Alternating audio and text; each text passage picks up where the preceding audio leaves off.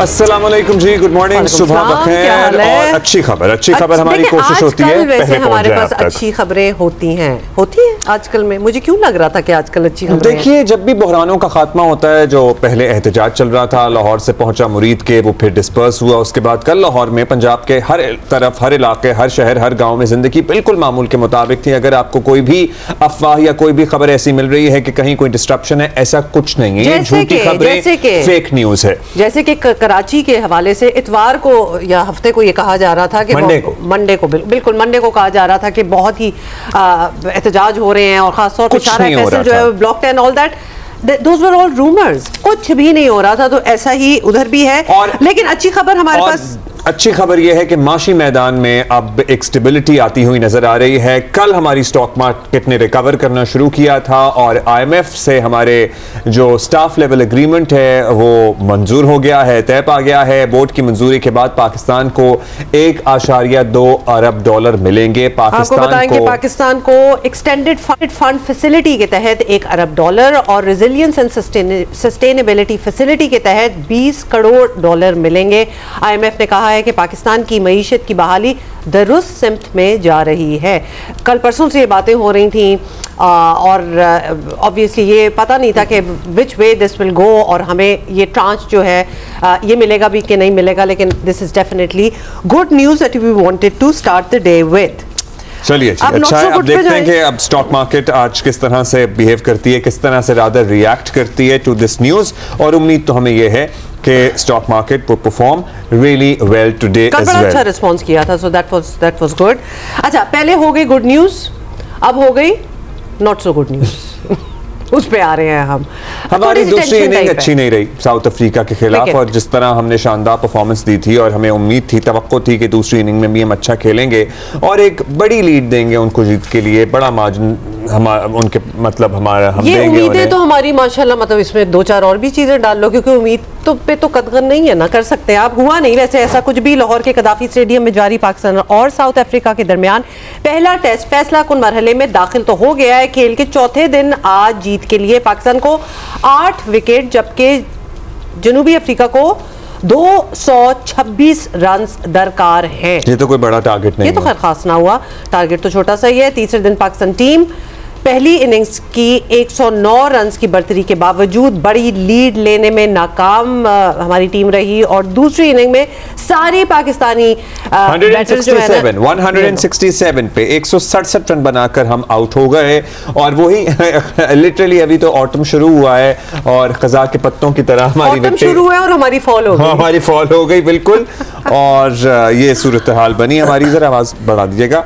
और कल तीसरे दिन खेल के इख्तिताम पर जनूबी अफ्रीका ने 2 विकेटों पर 51 रन्स बना लिए थे। पाकिस्तानी बैटर्स को देख के लग रहा था कि तू चल मैं आया। हाँ। मतलब कि होल्ड माय टी वाली बात है ना कि तुम ये चाय मेरी गरम ही रखना, मैं अभी मुड़ के वापस आया। ठंडी होने का मौका ही नहीं दिया तो लिहाजा वो चाय का कप एक के बाद दूसरे को चल जाता है और तब भी पाइपिंग आउट होता है।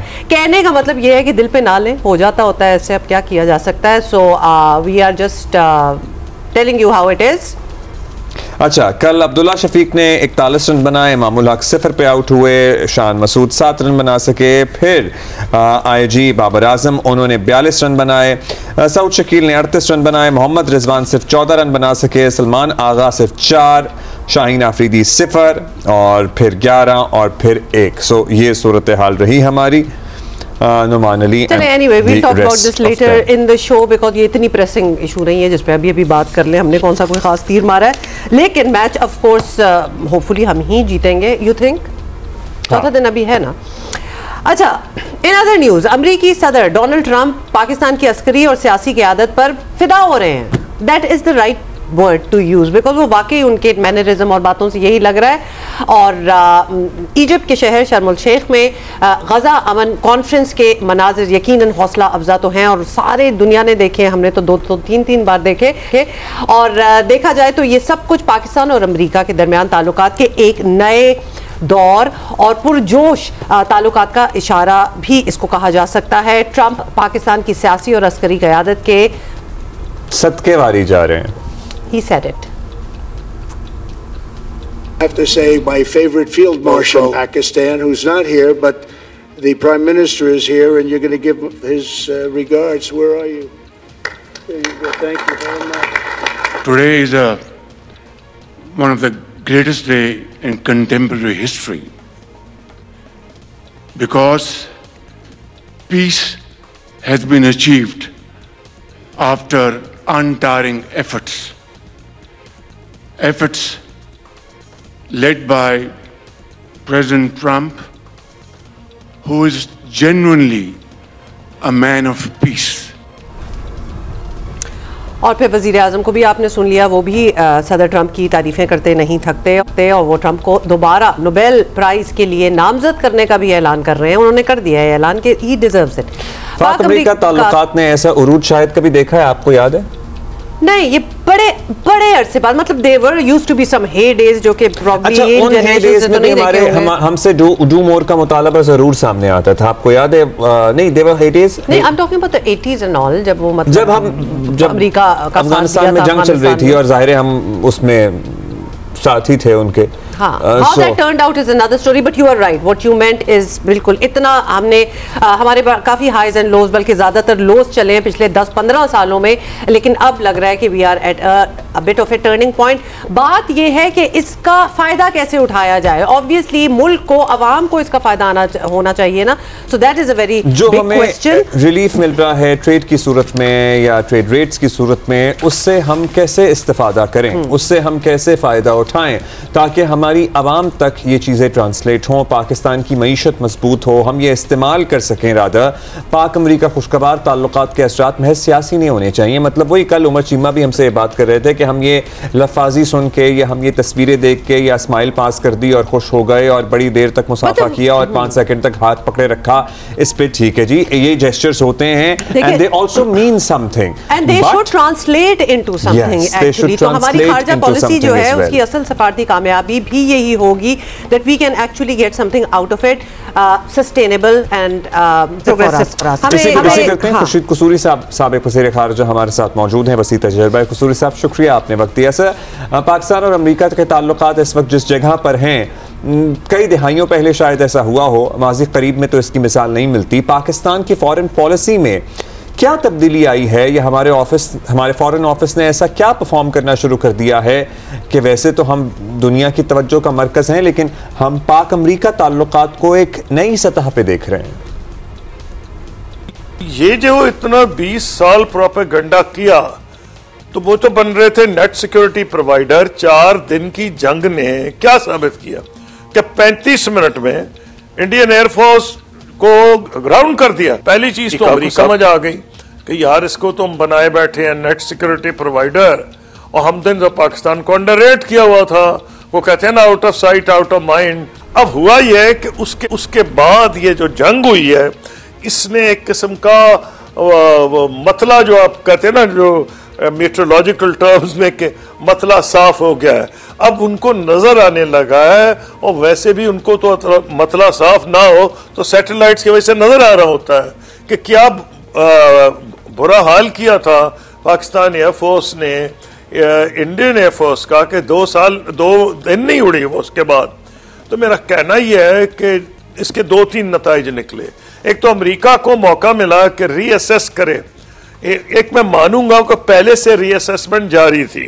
क्या आपको याद होगा कि प्रेसिडेंट ट्रंप ने इनॉग्रल एड्रेस में यह कहा था कि जी हम पाकिस्तान की, उन्होंने बड़ी तारीफ की थी, मैं खुद हैरान हो गया, और वजह उन्होंने ये बताई कि हमने इस्लामिक स्टेट खुरासान का एक टेररिस्ट जिसने 17 या 14 अमेरिकन मारे थे और को 150 अफगान, जब अमेरिकन फोर्सेस निकल रही थी काबुल एयरपोर्ट पे, उसको हमने हैंड ओवर किया था। और गल्फ वाले दोस्त हमारे जो हैं उनको समझ आई कि ठीक है, मैं भी मानता हूँ हिंदुस्तान बड़ा मुल्क है, उसकी बड़ी इकोनॉमी है, उस आईटी में उसने बड़ी तरक्की की है, और हिंदुस्तान के काफी लोग गल्फ में इन्वेस्ट कर रहे हैं जाके, लेकिन वो उनका प्रोवाइडर सिक्योरिटी हो ही नहीं सकता, वो तो इजराइल के साथ खड़ा है। तो जब हमले हो रहे थे ईरान पे, उस वक्त भी उन्होंने साथ दिया, और सितम ज़रीफी है कि ईरान के जरिए वो पाकिस्तान को बाईपास करना चाहते थे और चाहते थे कि नॉर्थ साउथ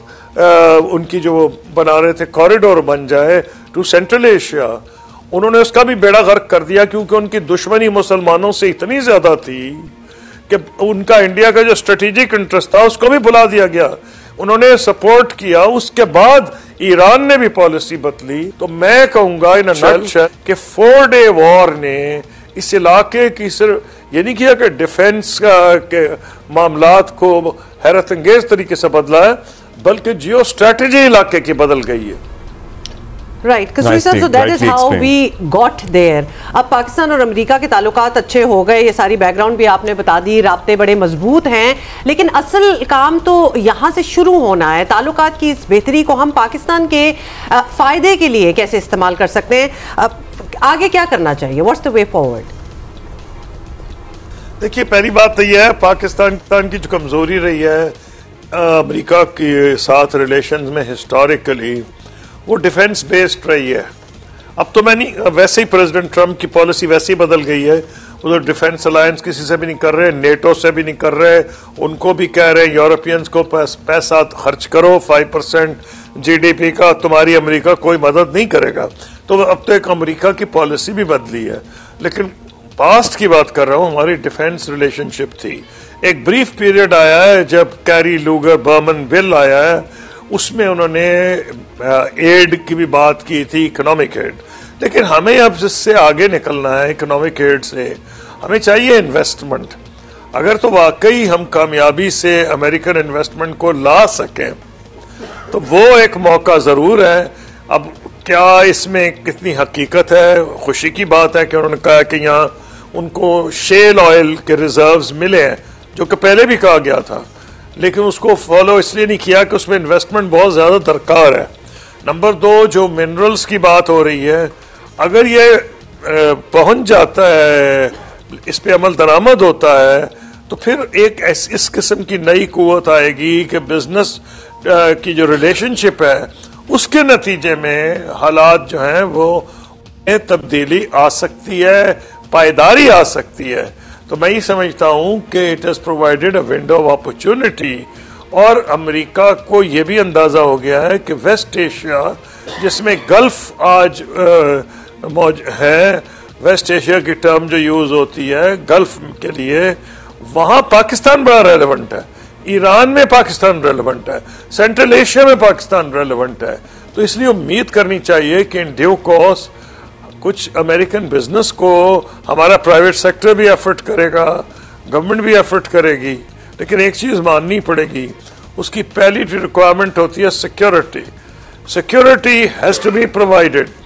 तो लेकिन there are areas in Pakistan that are secure, उन एरियाज में इंडस्ट्री लाई जा सकती है, लेकिन हमें इसको अगर पायदार बनाना है, इसको बिजनेस बेस्ड करना पड़ेगा।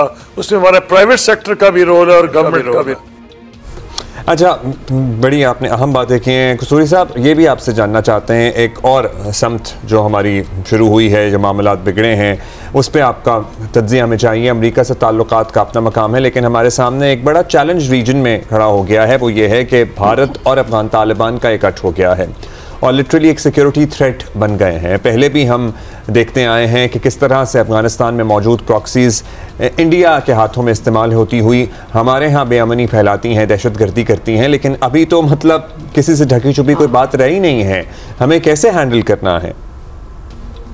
ये जो हुआ है पिछले दिनों में बॉर्डर पे, ये अच्छी बात नहीं है, लेकिन अनफॉर्चुनेटली इन्होंने पाकिस्तान के लिए कोई छोड़ा नहीं था रास्ता।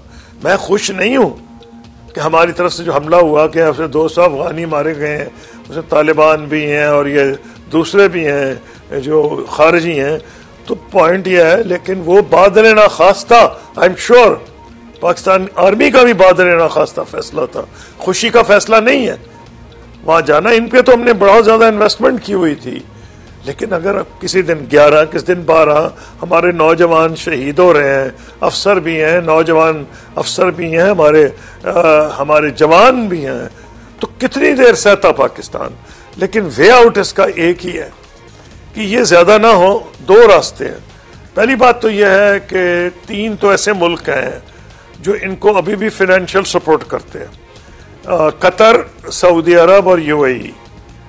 उनसे पाकिस्तान राब्ता भी करेगा और वो तो खुद ऑफर कर रहे हैं कि वो क्योंकि अफगानिस्तान को सपोर्ट करते हैं, वो एक रोल अदा कर सकते हैं। नंबर 2, जो हमारा मल्टीलैटरल अप्रोच होना चाहिए, जो इलाके के मुल्क हैं उनमें मीटिंग्स भी हुई हैं। अभी रिसेंटली मीटिंग हुई थी, उसको मॉस्को प्रोसेस कहा जाता है, उसमें रूस, चीन, तुर्कमानिस्तान, उज़्बेकिस्तान, ताजिकिस्तान, पाकिस्तान, अफगानिस्तान और ईरान सब ने मिलकर कहा इनको कि भाई आप टेररिस्ट को कंट्रोल करें, हमारे सब के लिए ये तबाही है। सिर्फ पाकिस्तान नहीं कह रहा, हमें चाहिए कि वो जो है मल्टीलैटरल अप्रोच, चीन ने भी ऑफर किया है, ईरान ने भी ऑफर किया है, कतर ने भी ऑफर किया है, सऊदी अरब ने भी ऑफर किया है।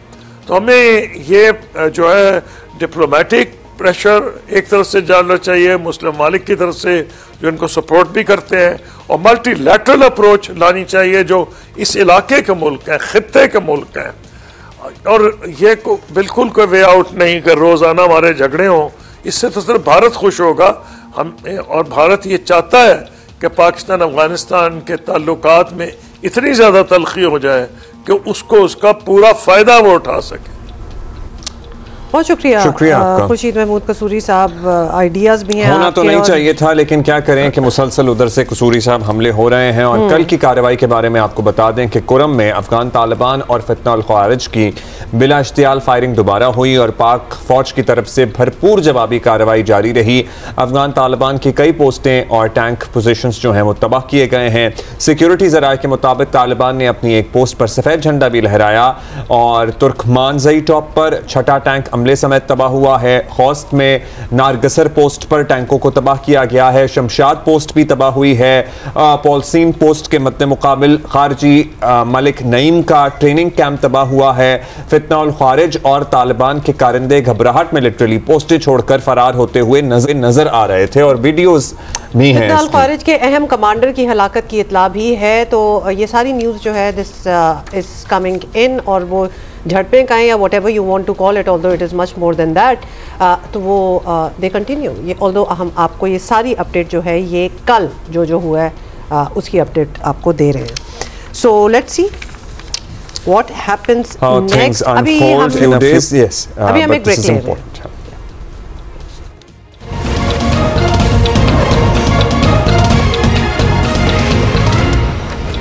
हमने सोचा है कि हम क्रिकेट की बात कर लें।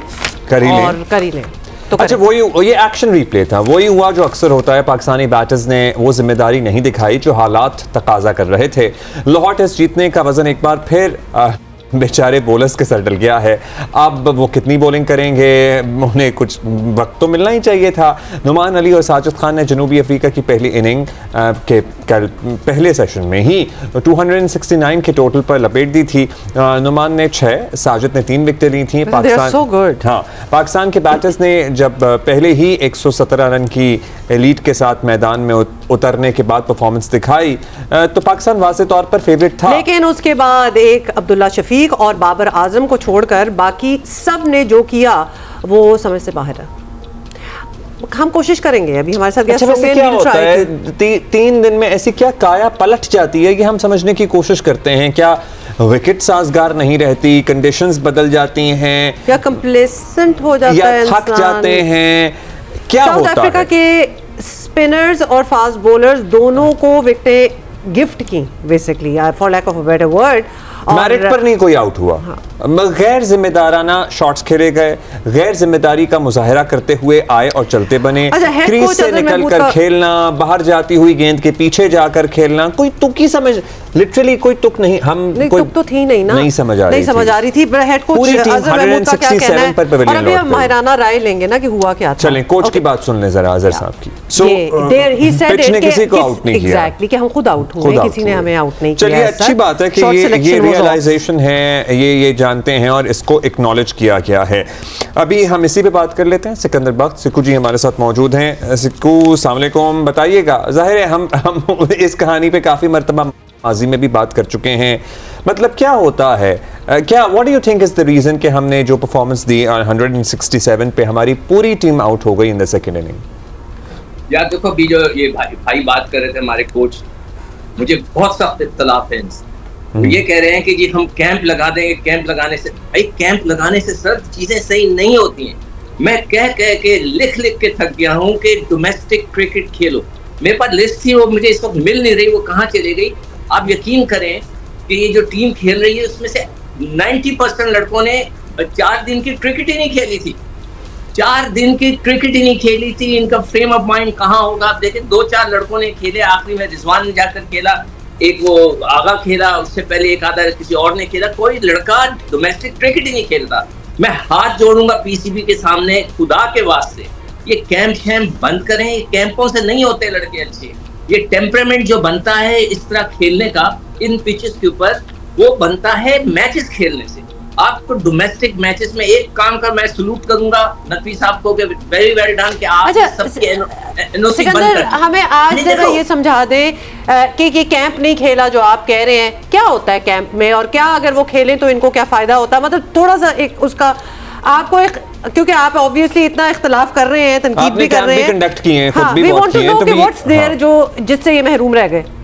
देखिए मैं अकेला इख्तलाफ नहीं कर रहा। पिछले दिनों, मैं तो ये 2 साल से बात कर रहा हूँ, पिछले दिनों वकार यूनुस, वसीम अकरम जो हमारे ग्रेट हैं, उन सब ने ये कहा है कि जाके इनको फर्स्ट क्लास क्रिकेट खेलनी चाहिए। देखिए कैंप क्या होता है, इट्स अ प्रैक्टिस।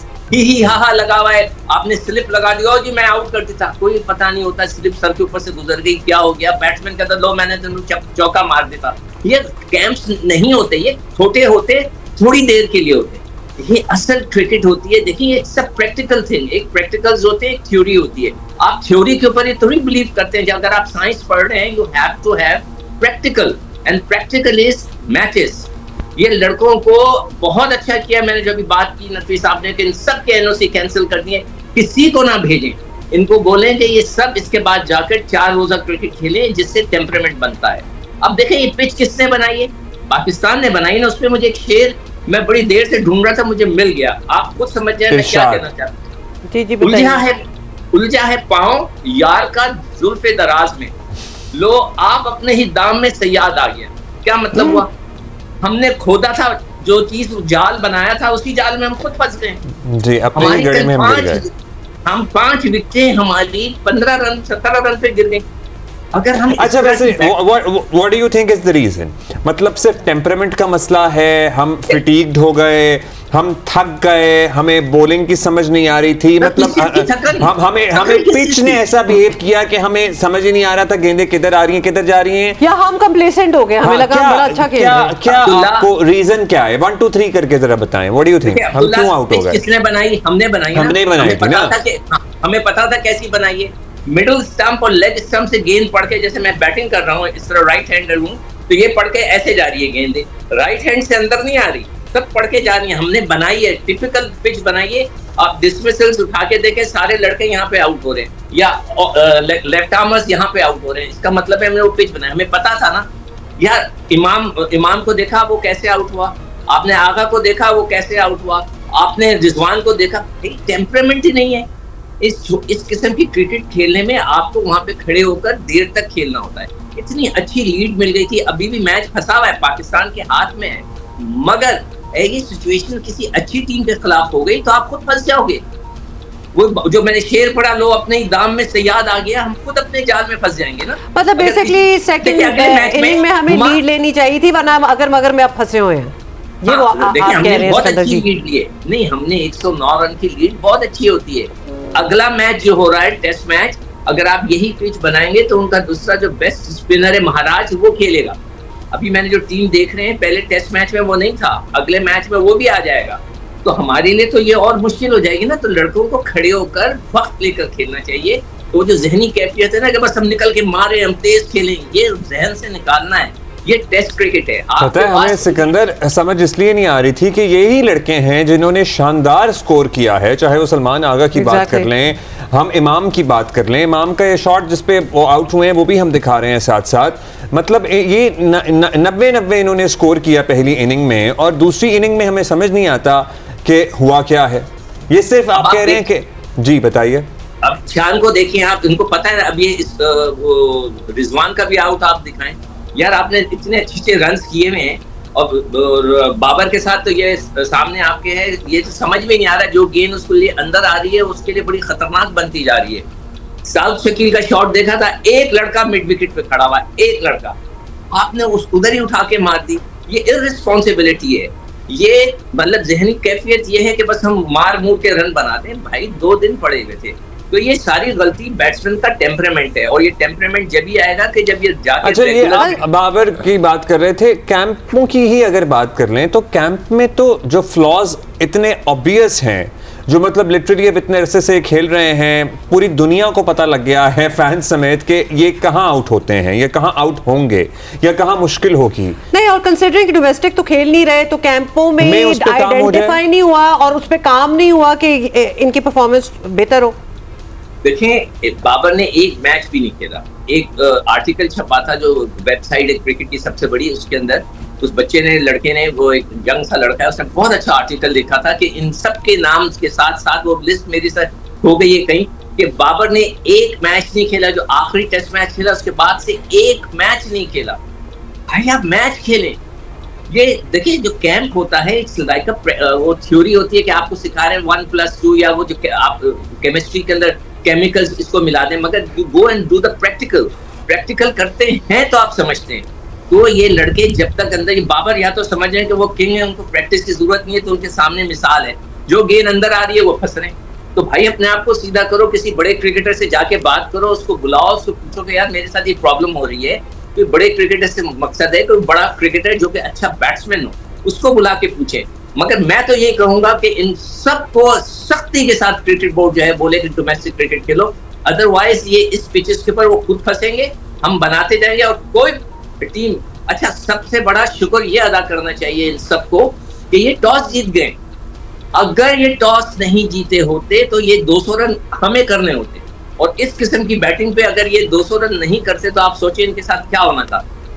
ये है, तो अब इनको मैं क्रिकेट बोर्ड से फिर रिक्वेस्ट करूंगा कि इनको भेजे डोमेस्टिक क्रिकेट के अंदर। और ये कहना कि हम कैंप लगा रहे हैं, अच्छा करें, ये सब फजूल चीजें होती हैं।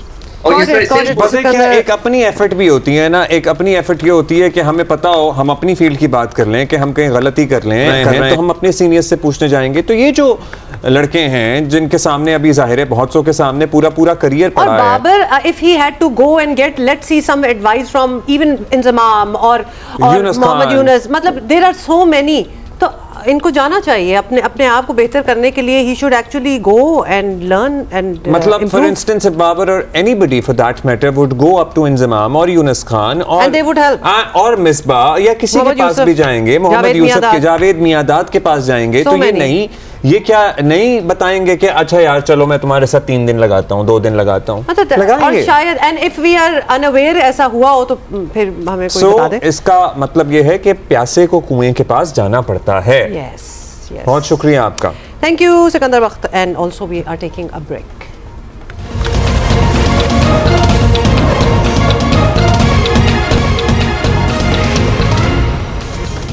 अच्छा जी, वेलकम बैक। सुहेल आफरीदी खैबर पख्तूनख्वा के वज़ीर आला मुंतखब हुए, लेकिन हलफ उठाने का मामला जो है वो अभी तक अटका हुआ है, मगर आज ये मरहला भी तय हो जाएगा। और पेशावर हाई कोर्ट ने कल फैसला दिया कि गवर्नर फैसल करीम कुंडी आज शाम 4 बजे नए वज़ीर आला से हलफ लेंगे, और अगर वो दस्तयाब ना हो, लेकिन अब हो जाना चाहिए क्योंकि उनको बड़ी क्लियर इंस्ट्रक्शन मिल गई है, तो चेयरमैन की तरफ से जी, तो सूबाई असेंबली के स्पीकर हलफ लेंगे।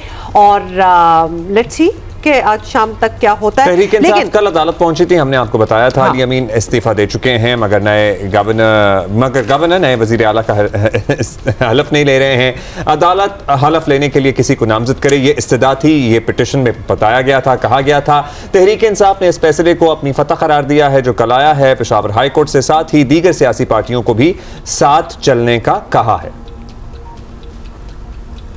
मैं अब भी जितनी भी खैबर पाक की अपोजिशन की पार्टियां हैं, मैं उससे जिस तरह जुनैद अकबर खान ने कहा कि हम समझते हैं कि ये हमारा सूबा ये वार जोन है, यहाँ हमारा से जंग में है, हम सब ने इस हालत से निकालने के लिए एक दूसरे का साथ देना है। ये किसी एक पार्टी का, ये सिर्फ एक पार्टी नहीं कर सकती, और हमारी ख्वाहिश होगी कि अगर इस अमन के लिए आपकी जो तजावीज़ होंगे हम आपके तजावीज़ को वेलकम करेंगे। ये सबसे पहले हमने अपने अवाम की खिदमत करनी है। चलिए, बहुत अच्छी बात है। फाइनली अगर इनकी तरफ से कोई कह रहा है PTI की तरफ से कि आवाम की खिदमत करनी है और अमन के लिए जो तजावीज़ होंगी हम साथ चलने के लिए तैयार हैं, तो इस बात को तो वेलकम ही किया जा सकता है। देखिए, जब भी कोई इख्तलाफ की बात होती है, सियासी दुश्मनी में बदल जाती हैं चीज़ें, उसी पे तनकीद होती है। जब आप साथ चलने की बात करेंगे तो उसको अप्रिशिएट भी किया जाएगा। अच्छा, फैसल करीम कुंडी साहब गवर्नर खैबर पख्तूनख्वा, वो तो कराची में मौजूद थे और यहाँ कराची आर्ट्स काउंसिल में ही एक किताब की तकरीब रुनुमाई थी और वहाँ उनके पार्टी के चेयरमैन बिलावल भुट्टो ज़रदारी साहब भी मौजूद थे।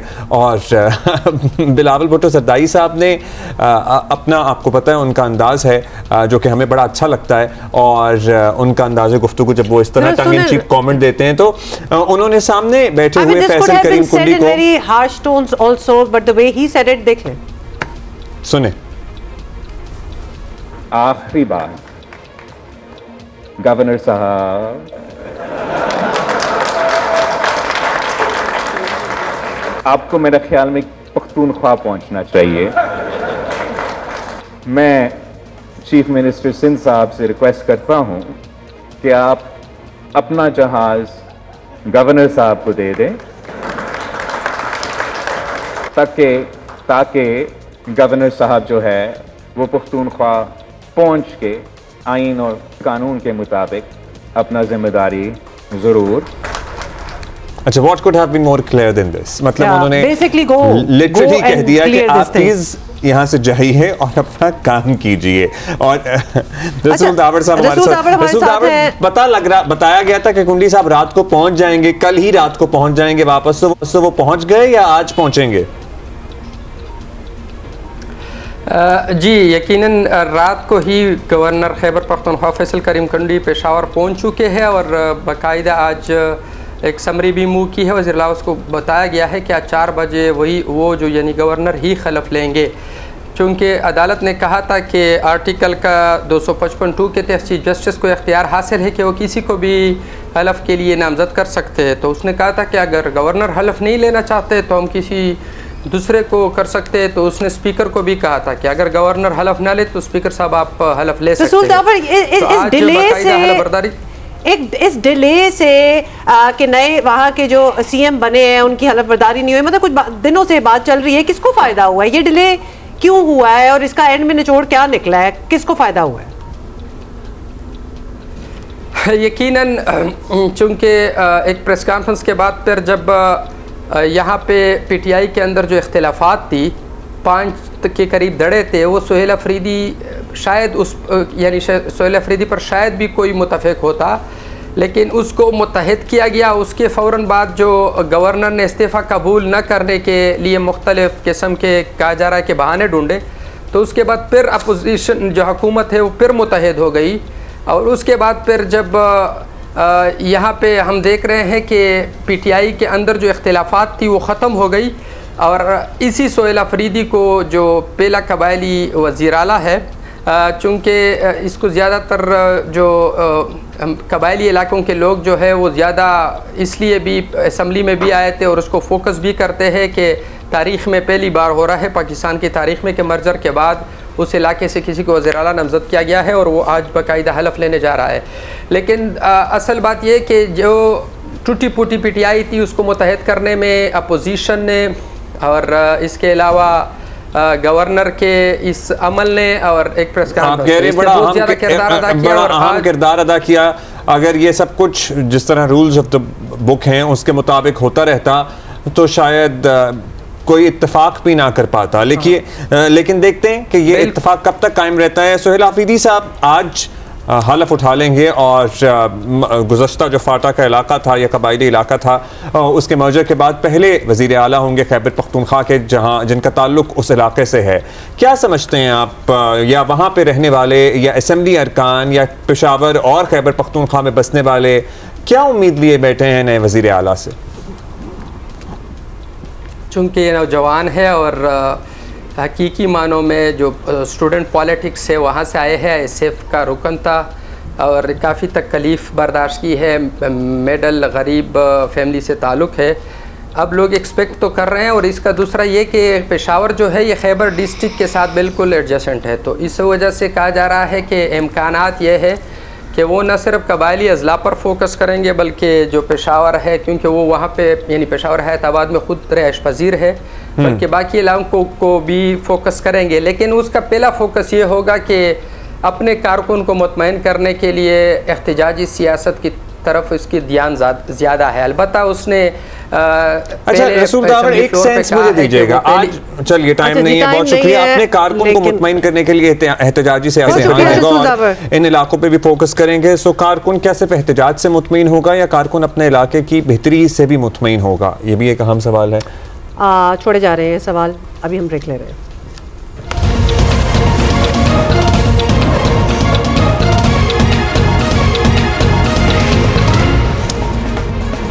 वेलकम बैक जी, गुड मॉर्निंग। और कल आपने देखा डीआईजी ऑपरेशंस लाहौर का इंटरव्यू शाहज़ेब खानज़ादा के प्रोग्राम में बहुत सी बातें उन्होंने क्लियर की हैं, एक्सप्लेनेशन सामने आई है और यही इत्तलात मिल रही थी कि टीएलपी की जो क़यादत है, पर्टिकुलरली वो दो बरादरान जो हैं उनको ट्रेस कर लिया गया है। वो कहाँ हैं किसी को कुछ नहीं पता। तहरीक लब्बैक पाकिस्तान के सरबरा साद और अनस रिजवी की जल्द गिरफ्तारी का भी इम्कान जाहिर किया जा रहा है।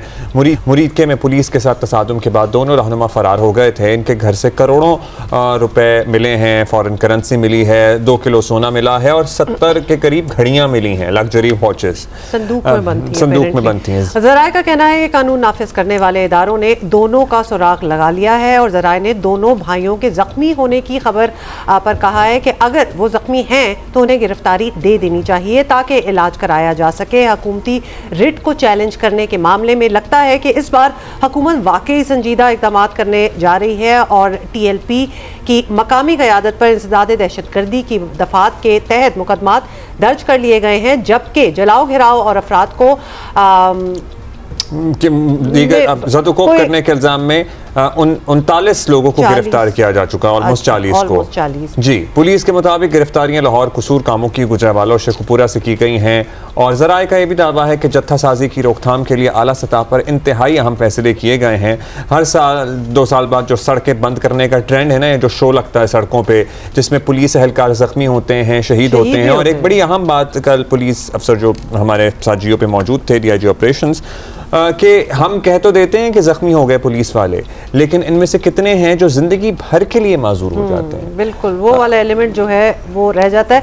अमन व अमान को दाव पर लगाने और दुनिया में मुल्क का तमाशा बनाने की रवायत को अब बर्दाश्त नहीं किया जाएगा और ये भी उनका कहना था। चलिए ये तो आई होप के इस पे अमल हो, एंड वी ऑल होप के इस पे अमल हो। तो इस्तेमाल करते हैं और फिर देखें ना, मजहब को भी बदनाम करते हैं ना। फिर साथ ही साथ उस पे भी जरा कुछ गौर खौस करे हुकूमत के। इन लोगों को इतनी लिबर्टी, इतनी शय मिली, शय जिसे कहते हैं ना, शय मिली कैसे है? जब ये अकलियतों की इबादत गाहें जलाते हैं, जब ये कुर्बानी के जानवरों के गोश्त चेक करते हैं, जब ये लोगों की कब्रों को खोद देते हैं, और फिर उस वक्त इनके खिलाफ क्या कार्रवाइयां होती हैं? अच्छा, ये वो सारी बातें होती हैं और फिर अकाउंटेबिलिटी नहीं होती, या तो फिर कुछ किया जाए ना, लेकिन वो और एम्बोल्डन हो जाते हैं कि जी हम चुप कर सकते हैं, हमें कोई रोकने वाला नहीं है।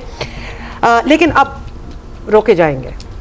डायरेक्ट फायर की उन्होंने। अच्छा, पुलिस राय का ये भी कहना है कि 12 और 13 अक्टूबर की दरमियानी रात इंतजामिया ने मुजाहिरीन से मुज़ाकरात किए, मगर टीएलपी की क़यादत ने हजूम को उकसाना जारी रखा। मतलब ये भी तो बहुत बड़ी बात है, इतने बड़े हजूम को कंट्रोल करना, और अगर आपका मकसद ही कुछ और है तो वो तो उस तरह। अच्छा, मैकेनिज्म जिस पे डीआईजी ऑपरेशंस लाहौर फैसल कामरान ने जो मैकेनिज्म बताया है ना, वो बड़ा अहम है। वो कहते हैं जी मैं तो कब से इनको देख रहा हूँ, कवर कर रहा हूँ, इन ड्यूटियां दे रहा हूँ। इनका मैकेनिज्म ये है कि जब ये जुलूस शुरू करते हैं ना, सबसे पहले ये एक आध कोई पेट्रोल का टैंकर अपने कब्जे में लेते हैं ताकि पूरे रास्ते इनको पेट्रोल दस्तयाब रहे चोरी का। ठीक है, इन्होंने पीएसओ का टैंकर अपने कब्जे में लिया, फिर ये लोगों की प्राइवेट गाड़ियां उनको उतार के अपने कब्जे में लेते हैं, फिर ये ट्रैक्टर ट्रॉलियां उतार के अपने कब्जे में लेते हैं, फिर ये बसें उतार के अपने कब्जे में। ये चीजें लोगों की प्राइवेट अमलाक अपना माल समझ के कब्जा करके उसको जुलूस में साथ मिला लेते हैं। ये कौन से मजहब की खिदमत हो रही है? इसी पे जरा बात करते हैं। रईस अंसारी साहब जियो न्यूज़ के ब्यूरो चीफ हैं लाहौर के, उनसे मालूमात तो लेते हैं कि जो फिगर आया टीएलपी की तरफ से, जाहिर है इतने लोगों की अगर जरा उनके मुताबिक शहादत हुई है या हलाकत हुई है तो कहीं तो कोई तो सबूत होगा ना, क्योंकि ये तो हर लम्हे की वीडियो बना रहे हैं, लिटरली हर लम्हे की वीडियो सोशल मीडिया पे गर्दिश कर रही है। सो ये नंबर सर्टनली एग्जैजरेटेड है अकॉर्डिंग टू द पुलिस। एक तो कोई नंबर हतमी सामने आ सके रईस साहब, दूसरा ये इनकी क़यादत किधर है? देखिए जी, पहली बात यह है कि जो आपने अभी बात की कि जिस तरह ये हमारे जो TLP वाले हैं, और उस पर मैं आपको ये बस बताता चलूँ कि जो अपने DIG ऑपरेशन फैसल कामरान है, मैं उनकी बात से इत्तफाक करता हूँ। और जो उन्होंने बातें की, ख़ुद भी एक अच्छे प्रोफेशनल ऑफिसर हैं। बात यह है कि ये जो मजहबी सियासी जमात है, ये आपने अभी कहा कि हर 6 माह बाद, हर साल बाद एक तमाशा सड़क पे लग जाता है, और ऐसा तमाशा लगता है कि मसला बन जाता है।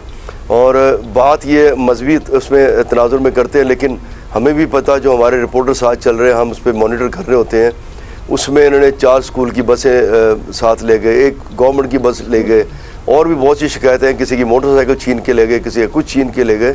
तो ये मजहबी जमातें इस किस्म का काम थोड़ी करती हैं। तो मजहबी जमातें अगर एहतजाज करने की तरीका होता है एहतजाज करने का, पुलिस ने लाहौर में इन्हें पहले तरीका समझाया, इनसे बातचीत की, लेकिन इन्होंने नहीं मानी। और जहाँ तक आपकी बात रही, जो क़यादत की बात कर रहे हैं आप, ये क़यादत कहाँ पर है?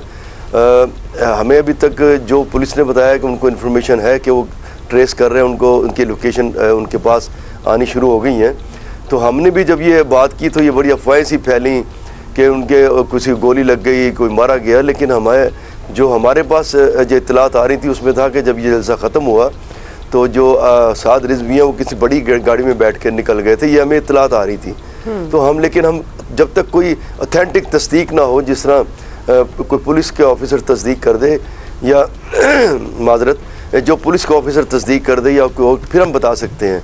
लेकिन हमें इस बारे में ना, और दूसरी बात है जो हमें हैरान है कि ये बहुत ज़्यादा जो है, जो TLP है, इनका अपना पूरा नेटवर्क है सोशल मीडिया का।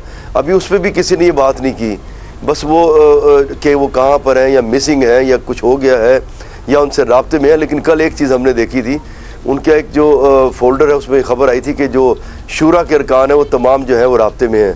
तो अल्टीमेटली शूरा में, अगर सिर्फ मस्जिद शूरा में मेंबर्स तो नहीं होते, उनके जो सरबराह हैं साद रिजवी, वो भी शूरा में शामिल होने चाहिए, और शूरा में हैं, उसमें मशवरा जब करते हैं बैठ के ये लोग, तो इसका मतलब उनसे राब्ते में है, क्योंकि उन्होंने अभी तक इतने दिन गुजरने के बाद ये जी चले ये भी पता चल जाएगा।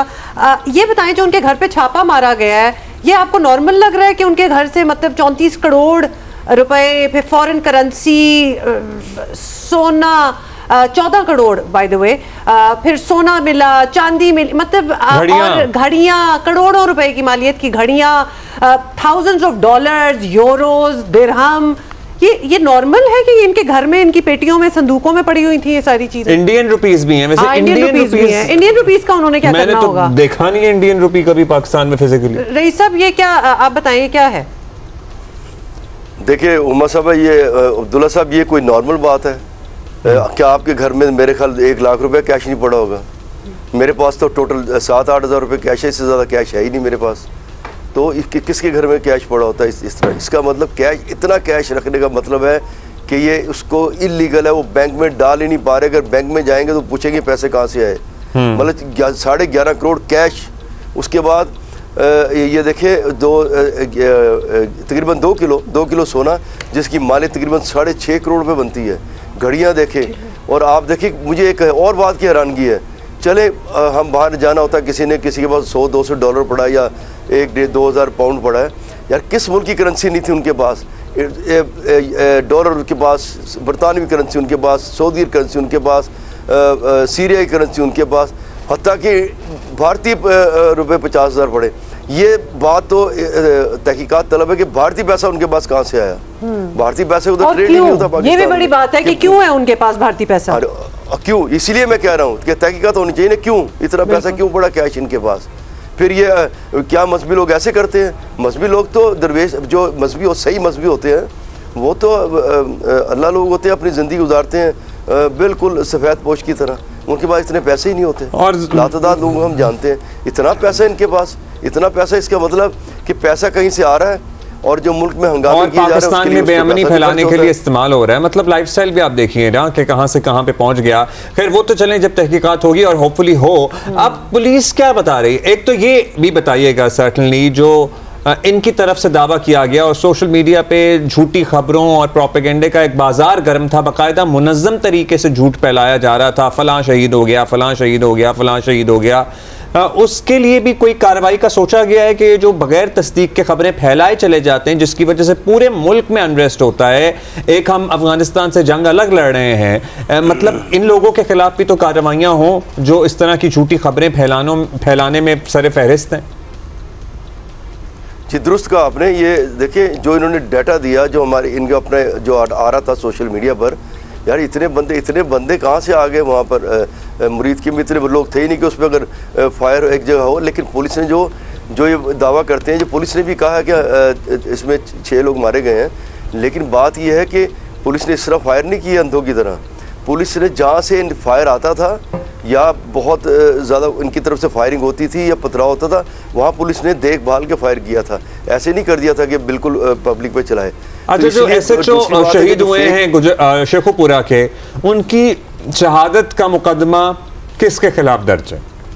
क्या उसमें नामजद किया जाएगा साद रिजवी, अंस रिजवी को? जी बिल्कुल है, ऑलरेडी है उसमें, साथ भी अंस भी हैं, इनके खिलाफ कई और मुकदमा दर्ज हुए हैं। और जो आप बात करना चाह रहे हैं, जो मैं बता रहा हूँ ये सोशल मीडिया की, देखिए इसमें उन्होंने बहुत ज़्यादा इन्होंने आग लगाने की कोशिश की। वो गवर्नमेंट खुद सोच रही है अब कार्रवाई शुरू करेगी।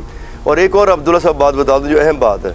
जी सर। देखिए अब गवर्नमेंट ने पूरी कोशिश की इनसे मुज़ाकरात करने की। हफ्ते की रात को इनसे मौलाना सनाउल्लाह साहब राब्ते में आए, उन्होंने मुज़ाकरात किए। फिर इन अगले रोज़ जब मुज़ाकरात थे, रात को लाहौर में मुज़ाकरात हुए जिसमें ख्वाजा सुलेमान रफ़ीक थे, ताहिर शरफी साहब थे, IG साहब थे, चीफ सेक्रेटरी साहब थे, और इनकी तरफ से शफीक अमीनी साहब थे, गुलाम गौस बगदादी साहब थे और एक फैज़ी साहब थे। पूरी इनकी बड़ी मीटिंग रात जारी रही 2:30 बजे तक, और बड़े मस्बत तरीके से उठे हैं। उन्हें ये कहा गया कि जाके आप कॉल ऑफ करें इसको, अपने जो मुजाहरा हो रहा है, उसके बाद हम बैठेंगे, कमेटी बनेगी, उसमें कमेटी में आप भी होंगे और जो जायज़ मुतालबात होंगे वो हम तस्लीम किए जाएंगे। इतनी गवर्नमेंट ने कोई रिजल्ट नहीं थी और एक बड़ा टाइम लगा, तकरीबन ये कह लें कि 36 घंटे मुज़ाकरात रहे। तो उसके बाद इन्हें ऐसे ही करना चाहिए था। फिर वहाँ पर जाकर इनके रहनुमाओं ने कहा कि जी हम वापस आकर बताते हैं। भाई वापस क्यों आना आपने? अब कितनी देर गवर्नमेंट आप सड़कें बंद रखी? अच्छा रईस साहब, एक और भी बात बताइएगा। सबसे पहले कि यही बताया गया ज़राए की तरफ से, हमें भी पता लगा कि लॉन्ग मार्च पे वैसे कोई तुक भी नहीं बनता ना लॉन्ग मार्च का कि जी यहाँ से उठ के पूरा काफिला जा रहा है, पूरा रास्ते में निज़ाम ज़िंदगी दरम बरम हो रहा है, रियासत के हुकूमत के सोर्सेज लग रहे हैं इनको सिक्योरिटी फराम करने के लिए। सबसे पहले इन्हें कहा गया था आप फ़लस्तीन के लिए एहतजाज करना चाहते हैं, आप नासिर बाग में कर लें, आप मंटो पार्क में कर लें, आप लाहौर में किसी और जगह कर लें, आप आएँ, रैली निकालें, तकरीर करें, चले जाएं। सबसे पहले क्या ये बात डिस्कस हुई थी? जी बिल्कुल, देखिए ये भी बात डिस्कस हुई सबसे, और हमने भी इनके एक रहनुमाओं से बात की। हमने कहा आप मार्च कर रहे हैं, किस चीज़ का कर रहे हैं? लोग कह रहे हैं किस चीज़ का मार्च है? तो मैंने उन्हें जवाब दिया कि जो मामला ही हल हो गया है और आगे और जाके मज़ीद हल हो जाएगा, क्योंकि फेज़ है, ये इंटरनेशनल इशू है, 2 साल से चल रहा है, तो ऐसा ख़त्म हो, ये तो इशू ख़त्म हो गया। लेकिन पता नहीं वो इस बारे में वो बजिद थे, उन्होंने मार्च करना था, और नहीं जी ऐसे नहीं, तो नहीं जी वैसे नहीं। तो रईस साहब ये तो फिर क्लियरली यही नजर आ रहा है ना कि मार्च का बहाना है। फलस्तीन में लोग खुशियां मना रहे हैं कि उनकी वो जंग बंदी और ये पीस प्लान हुआ है, यहाँ सारों को तकलीफ हुई है। बताएं कि यहाँ अब ये फरार है, पुलिस ऑब्वियसली इनकी खोज में और होपफुली मिल भी जाएंगे। कोई ऐसा भी थ्रेट है कि शायद ये मुल्क छोड़ दें या छोड़ चुके हो, इनको किसी लिस्ट में नाम है इनका कि नहीं है?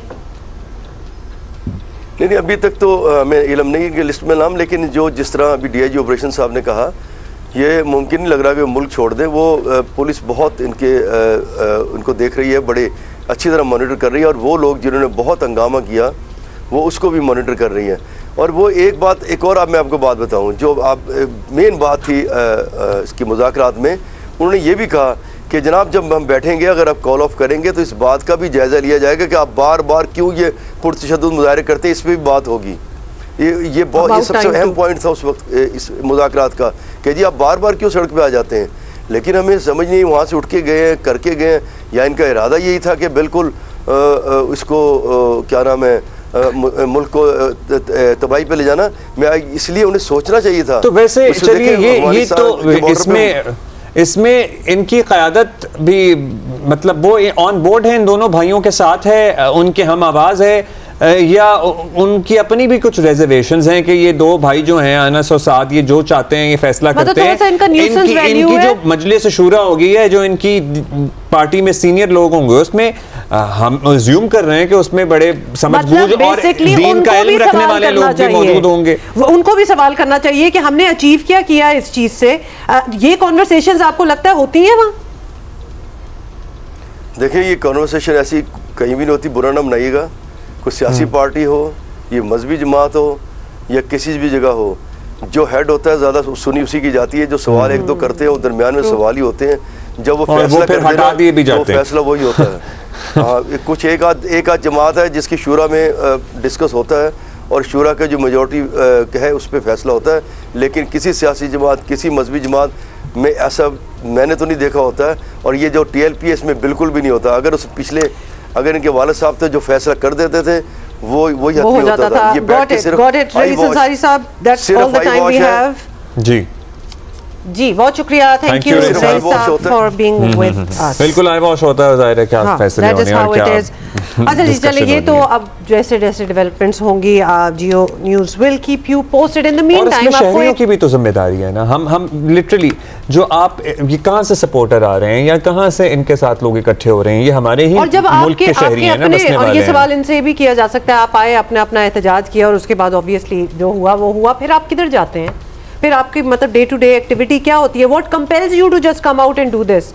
वही वाली बात है अब्दुल्ला जो हम अभी रईस साहब से पूछ रहे थे, क्या अचीव कर रहे हैं इससे, क्या निकल रहा है? हमारा जो क़यादत है वो तो अपने सियासी मकासद और पैसे अचीव करती है। तो फिर ये लोग जो आ जाते हैं इधर उधर से उठ के, जैसे वो कह रहे थे मुरीदके में भी मतलब इतने तो लोग नहीं है जितने जमा हो जाते हैं। इसलिए आते हैं क्योंकि उन्हें इश्तियाल दिलाया जाता है तकरीरों के जरिए।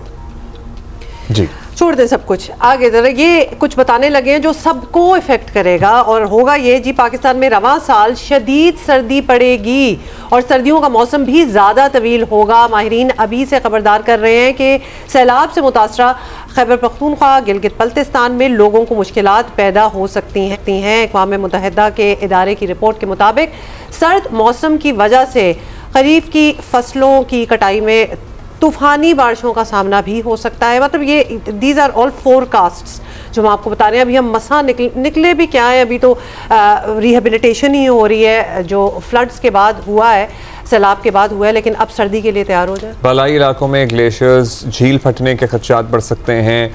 मौसम की इस सख्ती से शुमाली इलाका जात ज़्यादा मुतासर होंगे। दरियाओं में पानी की कमी से भी आपाशी का निज़ाम मुतासर हो सकता है। इसके अलावा ऐसे मैदानी इलाके जहाँ पानी ठहरा हुआ है वहाँ डेंगू, स्मॉग और फ़ज़ाई आलूदगी में इजाफे का खदशा है। और पंजाब में आए फिर से याद दिला दें, हालिया सैलाब के बायस घरों को शदीद नुकसान पहुँचा है। शदीद सर्दी की वजह से मुतासरा घरों के मकीनों को ज़्यादा मुश्किलात का सामना है और अभी तक तो वो मतलब वो रिकन्स्ट्रक्शन का भी एक अमल होना है और सर्दी ऑलरेडी आ भी चुकी है क्योंकि पंजाब वगैरह में अगर आप देखें तो वो मौसम बदलने वाला हो गया है सीन। अच्छा जी, डॉक्टर ज़ैनब नईम हमारे साथ हैं, माहिर माहौलियात। डॉक्टर साहब आप सबसे पहले तो ये बताइए कि समझा दें हमें लानीना इफेक्ट कितना असरअंदाज हो सकता है, होता क्या है? जी, लानीना जो है वो एक वेदर पैटर्न है, साइंटिफिक एंसो उसको कहते हैं, उसका एक हिस्सा है। ये पैसिफिक ओशन में आबो हवा का जो है तगय्युर है और लानीना का मतलब होता है कि पैसिफिक ओशन की तरफ से ठंडी हवाएं साउथ एशिया की तरफ आती हैं और लानीना का ऑपोजिट होता है एल नीनो, जिससे साउथ एशिया की तरफ गर्म हवाएं और गर्मी और शदीद ड्राउट का सीजन आता है। लेकिन लानीना में जब ज़्यादा ठंडी हवाएं आती हैं तो बारिशें आती हैं और स्नोफॉल आती है, तो इसको हम लानीना कहते हैं और ये पैसिफिक ओशन में प्रोसेस होता है जिससे साउथ एशिया में जो वेदर पैटर्न है चाहे गर्मी हो सर्दी हो वो इम्पैक्ट हो रहा होता है। अच्छा ज़ैनब, हम समझने की कोशिश कर रहे हैं कि कितनी सर्दी हो सकती है। मतलब अगर सर्दियाँ बहुत ही ज़्यादा हैं और बहुत सख्त होने का इम्कान है जिस तरह हम बात कर रहे हैं, तो इसके लिए लोग और हुकाम क्या तैयारी कर सकते हैं, ऑलरेडी तैयार रहे? आम जिंदगी किस तरह मुतासर हो सकती है, मतलब किस लेवल की हम बात कर रहे हैं? जी, जैसे इस दफा जो आपका वर्ल्ड मेट्रोलॉजिकल ऑर्गेनाइजेशन है, दुनिया में सबसे ज्यादा डेटा वेदर पे वही दे रहे होते हैं, तो उन्होंने लानीना की प्रेडिक्शन की हुई है। उसकी प्रोबेबिलिटी काफी ज्यादा है और वो शुरू भी हो रहा है। ये नवंबर दिसंबर में उसकी प्रोबेबिलिटी ज्यादा एक्सपेक्टेड है।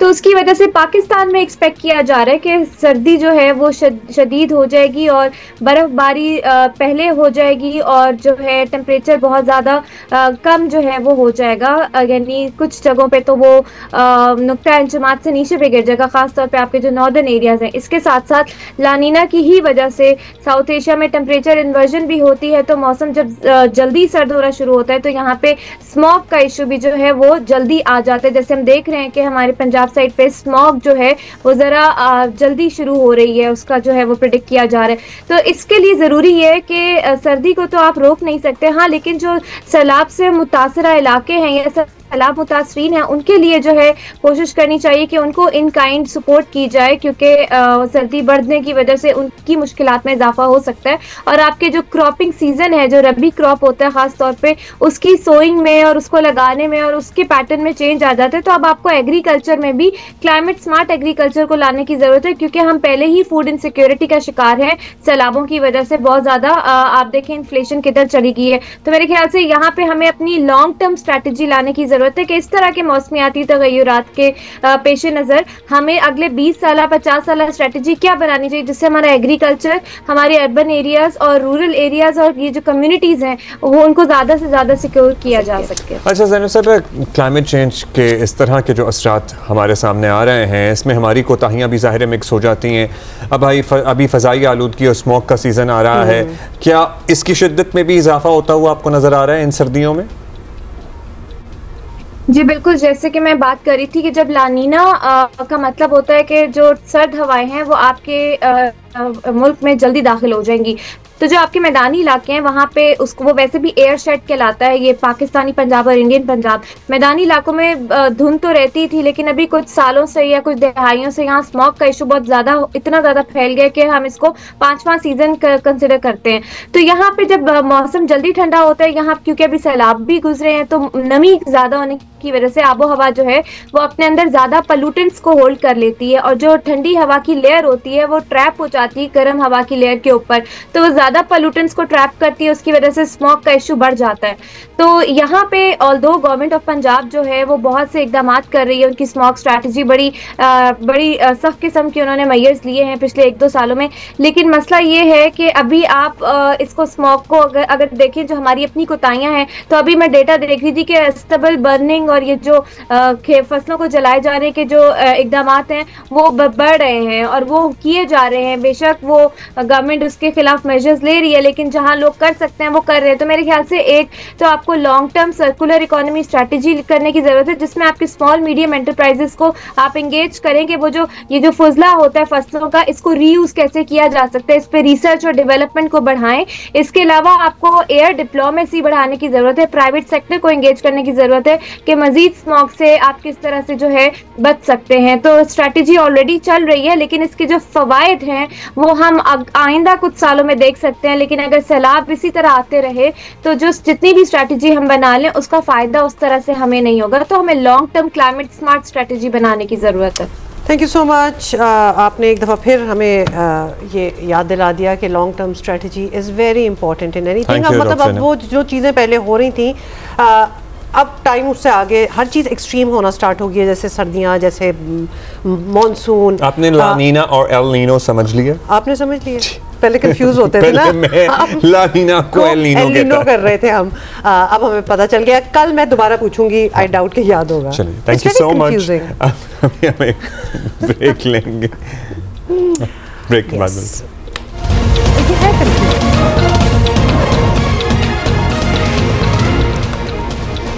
वेलकम बैक जी। मुल्क को दोबारा से पोलियो फ्री बनाने के लिए मुल्क की एक मुहिम चल रही है, और इस सिलसिले में हम आपसे दरख्वास्त करेंगे कि आप अपने बच्चों को पोलियो के क़तरे ज़रूर पिलाएं।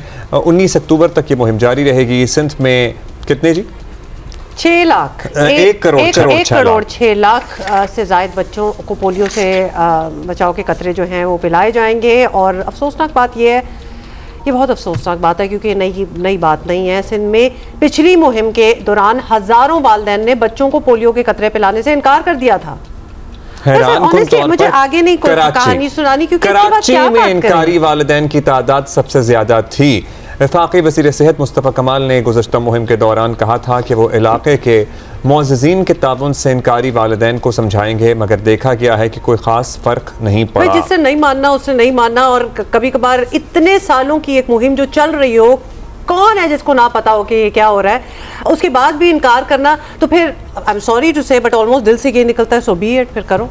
मतलब ये you will have to suffer, but फिर मुल्क भी सफर करता है। लेकिन आपको पता है मुल्क सफर करता है, दीगर बच्चे सफर करते हैं। डॉक्टर अजीम राही साहब हमारे साथ मौजूद हैं, इंसदाद पोलियो प्रोग्राम सिंध से। बहुत शुक्रिया डॉक्टर साहब। यूनिसेफ कराची में इंसदाद पोलियो की जो मुहिम चला रही है, इसे मामूल से ज्यादा अहम इसलिए करार दिया जा रहा है बिकॉज रिफ्यूजल्स बहुत बड़े थे।